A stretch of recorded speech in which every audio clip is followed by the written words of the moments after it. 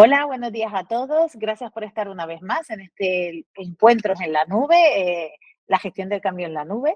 Y hoy tenemos la oportunidad de estar con Javier Paniagua, CEO de RISI, que además ya lleva muchos años con el Instituto de Gestión del Cambio, y hoy queremos escucharle desde el Observatorio de Gestión del Cambio y continuar con lo que empezamos en aquel podcast en abril 2025, ¿verdad? En el Congreso de Ujú. Gestión del Cambio del año 2025.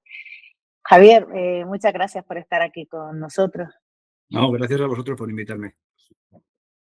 Pues, aunque la verdad que en tu caso la empresa es altamente conocida y además yo creo que se esboza una sonrisa cuando se habla, que es Risi, pero bueno, por darnos contexto, ¿quién es Risi?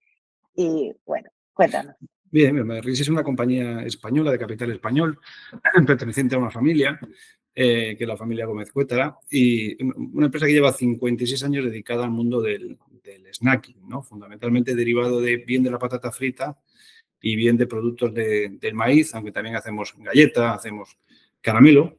Pero bueno, tenemos grandes marcas muy conocidas porque llevan muchos años en el mercado como Gusanitos, Risquetos, Trisquis o Palomitas. Y últimamente hemos incorporado alguna marca como Míos, Trickers, etcétera, Buscalíos. Por lo tanto, una compañía de toda la vida con la que hemos criado a nuestros hijos, con la que nos hemos criado probablemente también nosotros, y bueno, que quiere seguir haciendo producto de mucha calidad para esos momentitos en los que queremos disfrutar de algo distinto, ¿no? Pues sí, la verdad es que sí, que nos ponemos a trisque cada vez que podemos. En fin, vamos a hablar de gestión del cambio, que es el espacio y para lo que hemos venido. Y nos interesa mucho porque siempre se habla de la gestión del cambio desde esa visión de gran empresa, desde esa visión del IBEX 35, pero vamos a ver que estamos todos en proceso de cambio, estamos todos en proceso de transformación. Y tú como CEO, que bueno, al final es la palanca de gestión del cambio, la palanca arranca con lo que es tecnología. Estuvimos hablando en el podcast y me gustaría continuar con aquella conversación sobre el liderazgo. El liderazgo en las empresas, pues de carácter familiar, el liderazgo en la empresa que no es la gran empresa. Y bueno, pues si crees que es necesario el líder transformador en un entorno como sería en este caso Risi, y que nos cuentes un poco pues tu experiencia. Bien, no, fíjate, no creo que sea necesario, creo que es fundamental, ¿eh? En los procesos de cambio que estamos viviendo ahora, siempre se ha hablado mucho del cambio y tú sabes de esto muchísimo más que yo, pero con los cambios exponenciales que está llevando la tecnología, la necesidad de que todos, no solo en las organizaciones, también a nivel personal en casa, tengamos ese punto de cambio y de reinventarnos continuamente es fundamental, porque ya nada se queda quieto, ¿no? Es decir, yo hace poco he implantado aquí ciertos sistemas que me estoy replanteando si con las nuevas tecnologías tengo que quitar y poner algo distinto y están recién implantados, ¿no? Entonces, es una mentalidad que tenemos que tener. Y desde luego, para poder ejecutar cambios en las organizaciones, pues hace falta liderazgo, ¿vale? Pero liderazgo no he entendido cómo esto se hace porque lo digo yo, que es un tipo de liderazgo también, como sabes, sino liderazgo de que la gente tiene que entender el por qué tienen que ocurrir las cosas y por qué están ocurriendo las cosas, ¿no?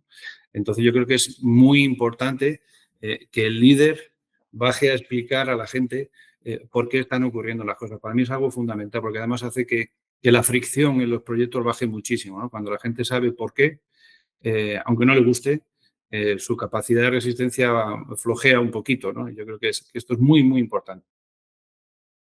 Si tuvieras que elegir dos acciones que tiene que hacer el líder, que para ti son fundamentales y que a ti incluso te han ayudado, ¿no?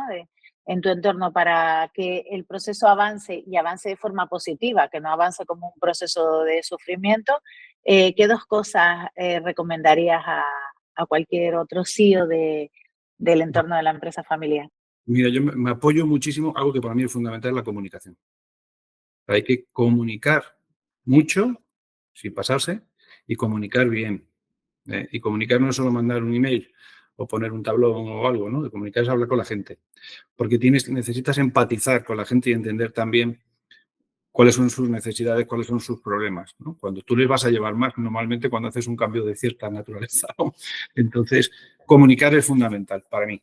Formar también, obviamente, si implica y es necesario formar, ¿no? Pero sobre todo es empatizar y comunicar yo creo que son dos palancas fundamentales, más todas las demás que todos gestionamos, de gestionar, seguir, ¿no? Todo esto es evidente. Pero yo creo que muchas veces cometemos errores porque tratamos de hacer las cosas porque toca hacerlas, ¿no? Y el resto que vaya tirando.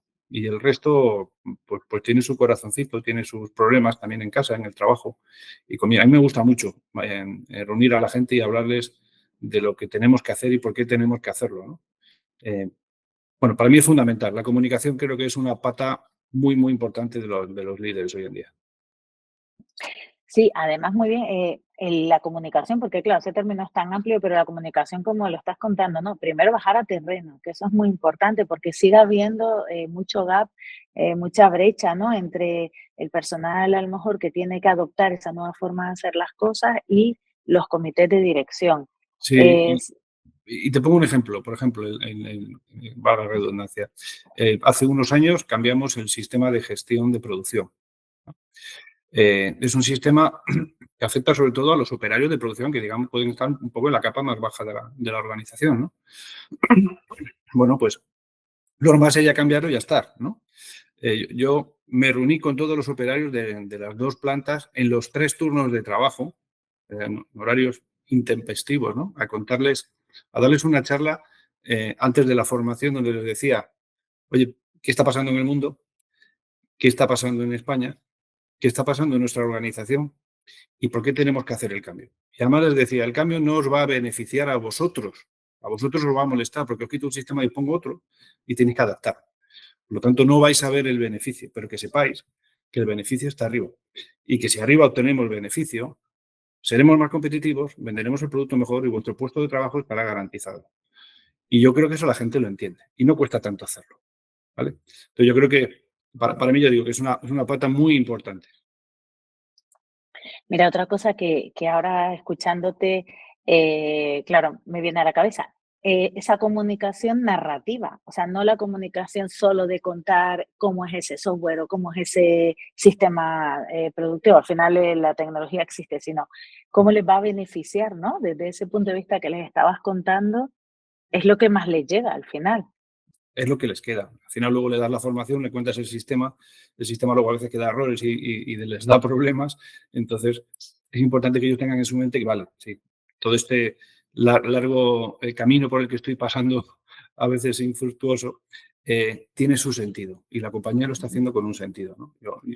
Yo verdad que creo que eso disminuye mucho que la gente luego esté a disgusto con lo que está pasando, ¿no?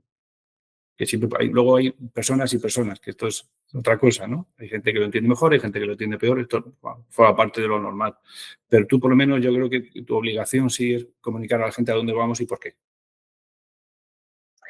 Otro tema que hemos hablado muchas veces off the record, fuera de espacios como este, es la importancia, ¿no? De tener profesionales que tú siempre, porque ya hace años, ya fue, yo no recuerdo el año, pero hace ya 3 o 4 años que nos pusimos en contacto, que ya habías hecho procesos de gestión del cambio y que hablabas de la importancia de tener profesionales, de tener áreas, de tener equipos que pudiesen liderar este tipo de procesos, ¿no? Sí, es importante. Es cierto que también depende mucho, probablemente, del tamaño de la compañía, ¿no? Cuanto más grande, probablemente más necesario, porque los proyectos serán más grandes, afectarán a más personas y no lo podrá soportar una persona solo. Tienes que tener un equipo que sepa liderar este cambio, gestionar este cambio. Es más, si tienes alguna metodología, pues lo harás mejor todavía, ¿no? En empresas más pequeñitas, pues hacemos las cosas un poquito más artesanalmente, ¿no? Entendiendo también la necesidad y la importancia, pero lo hacemos probablemente porque haya más cercanía y es más fácil llegar a ciertos sitios. Cuanto más grande la compañía, más necesario es tener gente especializada en esto, sí, sí, sin lugar a dudas. Porque ustedes también, cuando hablamos de liderazgo, muchas veces no solo hablamos del líder jerárquico, que existe y hay un vertical, sino también estamos hablando del líder formador de opinión, que es ese agente de cambio, ¿ustedes utilizan esta figura dentro de RISI? Sí, a ver, no como una figura explícita, ¿no?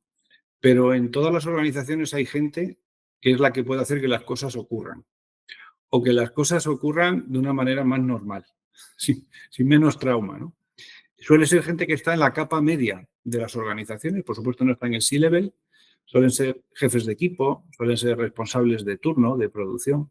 Es gente que llega a mucha parte de la organización, que tiene capacidad de mando y de liderazgo, pero que también tiene la capacidad de convencer a la gente cuando la gente no está suficientemente convencida. Y con esta gente tienes que hacer trabajo específico. Trabajo específico porque ellos son el altavoz de todo lo que tú quieras comunicar. Aunque tú te lo hayas comunicado a todos, ellos refuerzan ese mensaje, ¿no? Y sí, hay gente que tiene, y luego hay gente que tiene, digamos, un instinto natural para influir y convencer a los demás. Estos agentes de cambio naturales que no tienes que convertir, no tienes que formar, es que son así, ¿no? Si detectas a esta gente, es bueno que también los uses. Efectivamente, es lo que nosotros en HSMBOK llamamos la identificación de los stakeholders y esos son los vendedores, los que directamente teniendo el conocimiento o conociendo lo que estamos hablando, que es lo único que sí habría que aportarle, ellos ya no necesitan más. Una última pregunta para cerrar esta entrevista, pero bueno, necesito preguntártela porque tú llevas muchos años gestionando el cambio, así que una lección aprendida, algo que si miraras con retrospectivas y algo que has dicho, mira, pues en un primer momento hice tal cosa y ahora pues he aprendido de ella y el resultado que has obtenido, o algo que tienes en mente que consideras que tiene que aprovechar y poner en marcha desde tu experiencia.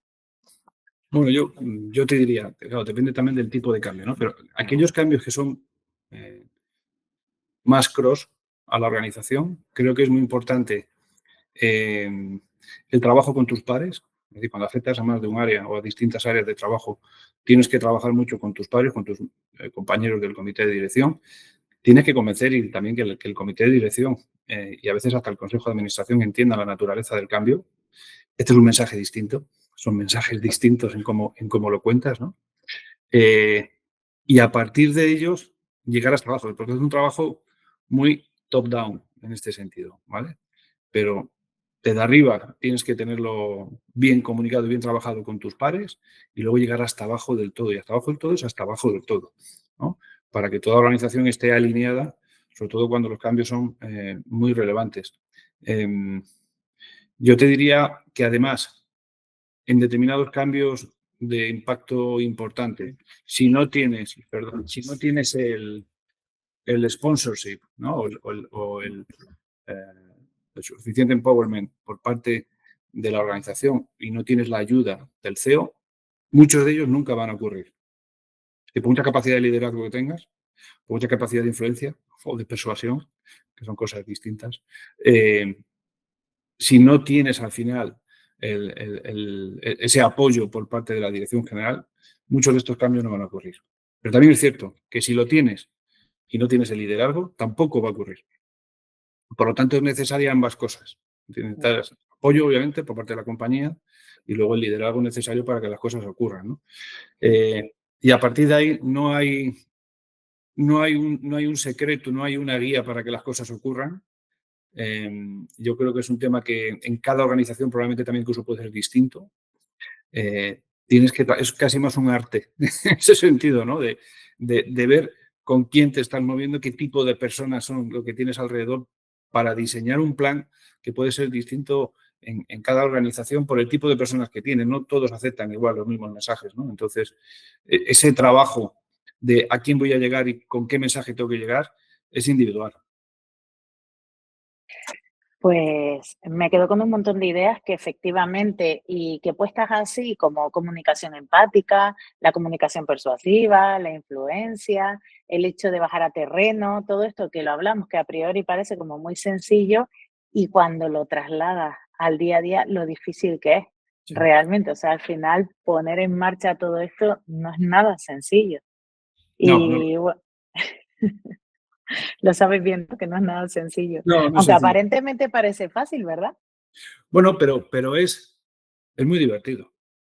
Yo me divierto mucho haciendo estas cosas, ¿no? Porque cuando luego además ocurre, es muy enriquecedor.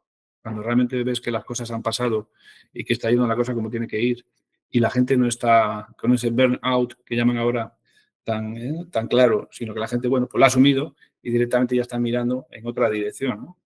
Pues te sientes muy satisfecho de haberlo, no de haberlo hecho, de haberlo impulsado, porque quien lo hace son ellos, ¿no?